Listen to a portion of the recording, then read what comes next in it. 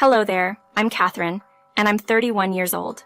Just a short while back, I experienced the joy of becoming a mom to twin babies, who mean the world to me. During this time, I encountered a situation where my own family members nearly took one of my children away from me. Let's start from the beginning. My journey began when I met John during our college years. Right from our first meeting, it felt like we were meant to be together forever. We connected on a level that was unlike anything either of us had experienced before. It wasn't long after our college graduation that we decided to get married, focusing on building our careers and saving up so we could plan for a family. Around the same time, John's sister, Lisa, married her long-term boyfriend. They were eager to start a family right away. Lisa had always dreamed of being a mother, but after 5 months of trying without any success, she started to feel quite down. She leaned heavily on me and her mom, Julie, for support. I remember many times comforting her through her tears over yet another negative pregnancy test. Eventually, I encouraged her to see a doctor with her husband to check if any underlying issues were preventing them from conceiving. Lisa was scared, but she went for the tests. Unfortunately, the results showed that she was unable to have children, which left her heartbroken. I stayed by her side for the next couple of weeks, as she couldn't even bear to be around her husband. It was a tough time for her, and seeing her pain made me hesitant about starting my own family. I was scared of facing a similar situation. Despite my fears, John and I began trying for a baby a few years after our wedding, once we felt financially stable. Luckily, it didn't take long for us to conceive. John was thrilled with the news. I was a bit concerned about how Lisa would react, but John reassured me that it wasn't something to worry about too much. We decided to share the news of my pregnancy during a family dinner. At our family gathering, we invited all our relatives to share our joy. While everyone else was brimming with happiness for us, Lisa's reaction stood out. She wasn't pleased and left the dinner early. John encouraged me not to dwell on her reaction too much. During a routine checkup in our second trimester, John and I received the surprising news that we were expecting twins. The initial shock quickly turned into immense joy. Although the thought of having twins was a bit daunting, I felt reassured that everything would be okay. We planned another dinner party to share our news, initially excluding Lisa to spare her feelings, given her struggles with fertility. However, after some insistence from Julie and Benjamin, and reassurance from Lisa that she would be okay, we reluctantly invited her. At the dinner, after enjoying our lunch, we gathered everyone to make our big announcement. We assured them that the pregnancy was progressing well, and revealed the delightful discovery of 2 heartbeats. The room filled with excitement and congratulations at the news of twins, though we hadn't learned their sexes yet, preferring to wait until birth. The celebration, however, took a sour turn with Lisa's reaction. She accused us of being insensitive and selfish for celebrating our twins, given her fertility struggles. Despite her previous insistence on attending, she seemed to have hoped for bad news to feel a sense of camaraderie in our struggles. Her outburst suggested a deep-seated pain and envy, struggling with the unfairness of our fertility compared to her challenges. It was a stark reminder of the complex emotions surrounding fertility and family, overshadowing our moment of joy with a touch of sadness and reflection on the sensitivity needed when sharing such personal news within a family facing such issues. When Lisa expressed her frustration about being present at our announcement, it highlighted a complex situation. We had suggested she might want to skip the gathering to avoid any discomfort, but she insisted on coming. It wasn't our intention to upset her by sharing our news. We simply wanted to share our joy. Lisa's reaction, wishing harm upon our unborn children, was deeply upsetting. Despite understanding her struggles, it's never justifiable to wish ill on others. Feeling shocked by her harsh words was an understatement. I had always been mindful of Lisa's feelings, knowing her sensitive situation regarding pregnancy. My attempt to protect her was met with resistance, and her harsh wish against my children was alarming. John stood by my side, addressing Lisa's behavior as unacceptable. He asked her to leave, suggesting she should only reach out to us through messages or calls to prevent any stress on my end. Lisa's departure was marked by a look of animosity that sent chills through me, indicating a strain in our relationship that I hadn't anticipated. The following day, Lisa reached out to apologize. She admitted her behavior was out of line and expressed regret. Acknowledging her apology, I couldn't help but stress how inappropriate it was to wish harm on my babies, regardless of her struggles. Lisa confessed her overwhelming jealousy and the unresolved feelings she harbored. Despite her apology, her previous wish cast a shadow of doubt on her sincerity. She attempted to convey the depth of her desire to have children and the physical and emotional toll it had taken on her. This conversation underscored the complexity of navigating relationships amidst personal struggles, highlighting the need for empathy, boundaries, and understanding in the face of pain and disappointment. Lisa tried to explain that if our situations were reversed, she couldn't imagine reacting the way she did. She was in a dark place, and her words came out all wrong. She assured me she would be devastated if anything had actually happened during my pregnancy, and sincerely apologized, hoping we could move past the incident. However, I needed to be honest with myself and with her. It would take some time for me to process everything. John and I felt it was best for Lisa to keep her distance for the time being. Her wishing harm on us, even in a moment of weakness, made us uneasy about what might happen in the future. Despite her protests and assurance, she was not a danger. We decided some space was necessary for the safety and well-being of our family. Lisa's apology, while appreciated, couldn't erase the tension her words had caused. Her actions revealed a side of her we were uncomfortable with, leading us to prioritize the safety of our children. Following this decision, I received numerous messages from her and John's parents, criticizing me for being too harsh on Lisa, given her struggles. They expected me to overlook her harmful words, but I stood firm on my decision to protect my peace and my children's safety. I made it clear that continued pressure on this issue would lead to them being blocked and possibly not meeting my children. This stance quickly quieted their objections. The birth of my twins was a challenging and frightening ordeal. After delivering the first baby, I started to lose a significant amount of blood and consciousness. Thankfully, I managed to deliver the second baby but passed out immediately afterward. I didn't regain consciousness until the next day, and my bleeding continued for some time. The doctors informed John that there were complications, adding another layer of stress to our already strained situation. Through it all, the primary focus remained on the health and safety of our newborns, reinforcing the difficult decisions made to ensure their well-being amidst family tensions.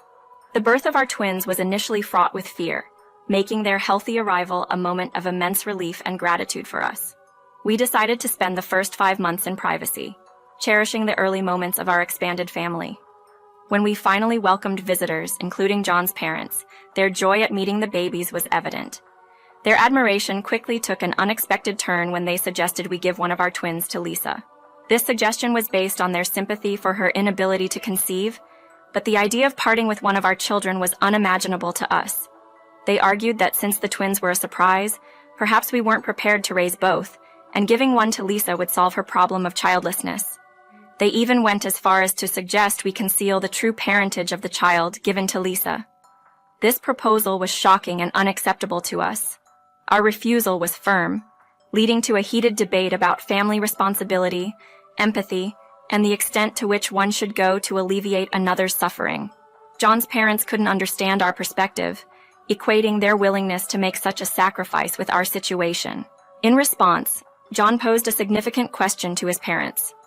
Would they have given up one of their children to make someone else happy? His father's reply, that he would have done so for his sister if she had fertility issues, highlighted a stark difference in how each of us valued and viewed the bond with our children. This exchange underscored a fundamental disagreement on family dynamics, empathy, and the limits of sacrifice. While we empathized with Lisa's situation, the suggestion to give up one of our children as a solution was beyond consideration. Our commitment to our twins' welfare and our role as their parents was non-negotiable, marking a clear boundary in our family relationships. Understanding their perspective but staunchly disagreeing, I expressed how much I had endured to bring my twins into this world, making it clear that nothing could persuade me to part with them. Their accusation of selfishness only fueled my resolve to protect my children, leading to an unequivocal demand for them to leave our home. Their insistence on what they believed was right was both shocking and deeply disrespectful to us. John and I could not fathom the audacity of even considering such a proposal, not just because of our bond with our children, but also due to Lisa's demonstrated instability. Her previous actions and emotional fragility made it clear to us that she wasn't in a position to provide a stable, nurturing environment for any child. This incident heightened our vigilance around our children, ensuring they were never out of our sight. A deep, unsettling feeling gnawed at me, hinting at impending trouble, a premonition I couldn't dismiss. Despite my efforts to stay calm, the dread persisted, eventually manifesting on what began as a typical day. I had entrusted John with watching the twins for a few hours, seizing the opportunity for some personal time. Opting for a leisurely visit to the park, I unexpectedly encountered a friend from a local parents group. Both of us were new mothers to twins, which had strengthened our bond. She had her children with her, and for a moment I assisted by holding one of her babies while she caught up with some acquaintances she had met there. During our interactions, I momentarily turned away from the stroller, fully engaged in the camaraderie and brief respite from my concerns.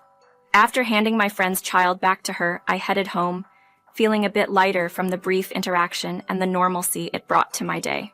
Upon arriving home, I received a startling call from Julie, who claimed quite bewilderingly that she and Benjamin had taken one of my babies, intending to give the child to Lisa.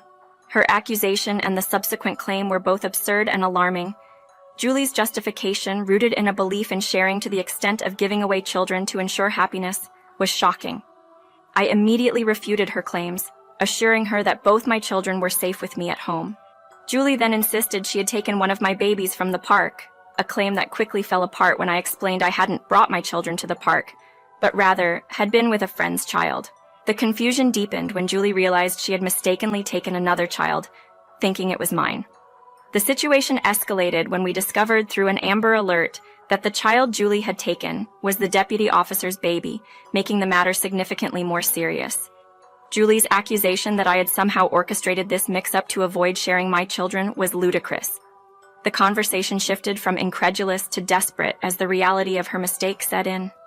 I suggested she stay calm and prepare to rectify the situation, emphasizing that taking any child, family or not, was never acceptable. The urgency to resolve the misunderstanding and ensure the child's safe return was paramount, overshadowed only by the bewildering sequence of events that led to such a precarious situation. After realizing the gravity of the situation, I quickly texted my friend to inform her that the deputy officer was on his way to recover his child. Julie's reaction to my decision to involve the authorities underscored her disbelief at the potential consequences of her actions. Despite her threat to disown us, John and I were resolute in our stance. The safety of children and the respect for legal and moral boundaries far outweighed any familial connection to someone willing to commit such a grave act. The internal turmoil I felt was intense, despite maintaining a composed exterior during the call. The idea that Julie would stoop to kidnapping to fulfill her daughter's desires was deeply unsettling. John, equally shocked, confronted Julie, leading to her attempted escape. However, the officer intervened in time, taking her into custody for questioning. In preparation for the legal proceedings, I presented the recorded conversation, not out of malice towards Julie, but out of a profound concern for my children's safety. The evidence of her confession was crucial in the investigation. Julie faced charges of child kidnapping, necessitating a trial to determine her fate. The legal battle that ensued was draining for everyone involved. In the end, Julie was sentenced to 6 years in prison and fined a significant amount, payable to the officer. This outcome provided a temporary relief from the immediate threat to my children's safety. However, it also left me apprehensive about the future reactions from Lisa and Benjamin to this development. The ordeal highlighted the lengths to which individuals might go under the guise of familial love, challenging the boundaries of what is acceptable and forcing a reevaluation of what it means to protect one's family. Not long after Julie was imprisoned, Lisa and Benjamin made a dramatic appearance at our doorstep, loudly demanding entry. Opting for a more restrained approach, I opened the door to speak with them outside, preventing any further escalation within our home. Lisa immediately accused me of being responsible for her mother's arrest, framing Julie's actions as a misguided attempt to alleviate her suffering. Despite her accusations, I clarified that Julie's intentions, however well-meaning she believed them to be, led to criminal actions. My decision to inform the officer about the child's location was driven by the urgent need to resolve the Amber Alert situation, not a personal vendetta against Julie. Lisa's suggestion that there might have been a way to return the child without legal consequences for her mother was unrealistic, given the seriousness of Julie's actions. It was clear that any attempt to kidnap a child, whether mine or someone else's, was a punishable offense. Lisa's plea for me to persuade the deputy officer's family to drop the charges was met with firm refusal, highlighting the irreversible breach of trust Julie's actions had caused. Facing insults from Lisa, I stood firm on the decision to protect my family by pursuing restraining orders against both her and Benjamin, and to challenge their rights as grandparents. Their inability to see the gravity of Julie's actions and their insistence on maintaining contact with the children, despite the risks posed, underscored the necessity of these legal measures. The confrontation was a painful but clear indication that the safety and well-being of my children could not be compromised, setting the stage for a legal process aimed at ensuring our family's security and peace. After firmly shutting the door on Lisa and Benjamin's unrealistic demands and accusations, I felt a sense of closure. Despite their inability to grasp the severity of their actions, I was no longer burdened by their lack of understanding. The resolve to protect our family's peace led John and me to take legal steps to ensure they couldn't harm us or our children. This included formally requesting the revocation of Ray and Julie's rights to see the twins. The decision wasn't easy, especially for John, who faced the tough choice of distancing himself from his family. His willingness to make such a sacrifice underscored the depth of his commitment to our family's safety and well-being. Understanding the gravity of the situation and the need for a fresh start, we also decided to move. Changing our living situation was a proactive measure to maintain our privacy and security, a decision driven by the unnerving attempt to take one of our children. This move, though drastic, was a necessary step towards ensuring our family's safety. The journey has been challenging, but John's support has been unwavering, reinforcing my gratitude for having a partner so dedicated to our family. We are now focused on building a secure and happy life for our children, away from the threats that once loomed over us. As we move forward, our priority remains the well-being and protection of our children, even if it means making difficult decisions and changes. I appreciate the support and understanding from everyone who has followed our story. Navigating parenthood is demanding, and while I hope to keep you updated, the bustling nature of life with twins might make that a bit sporadic. Nonetheless, the journey to ensure our family's safety and happiness continues, guided by our love for our children and each other.